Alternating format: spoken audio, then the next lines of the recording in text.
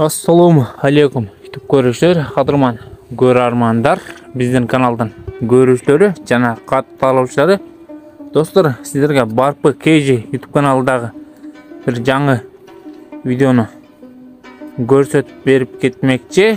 Достор, бул сиздер экранда көрүп жаткан кочкор көкмей айланбаш деген оорудан кийин операция болгон убагы азыр абалы жакшы. Geçe жерге сойлоп калган экен. 4-5-10 граммдык шприцте суу алынды. Ичиндеги лишингелер дагы алынды. Аларды видеого ала албадык. YouTube'га жүктөгөн дагы болбойт экен, нарушение болот экен.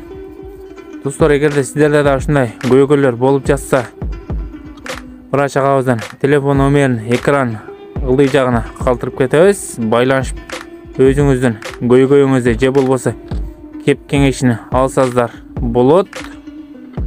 Жана лайк кнопкасын баса кетиңиз. Жанындагы коңгурокчону бассаңыздар биз чыгарган видеолорду биринчилерден болуп көрө аласыздар. Буюрса ушундай жакшы чыгарылыштарды кылып турабыз. Сизге пайдалуу видеолорду бөлүшөбүз. Абал өтө жакшы. Чөп жем жеп аткан убагы кече жер сойлоп калган кооз кочкор бүгүн абалы өтө жакшы, өтө жогорку деңгээлде десек дагы жаңылышпайбыз. Кечеге салыштырмалуу өтө сонун.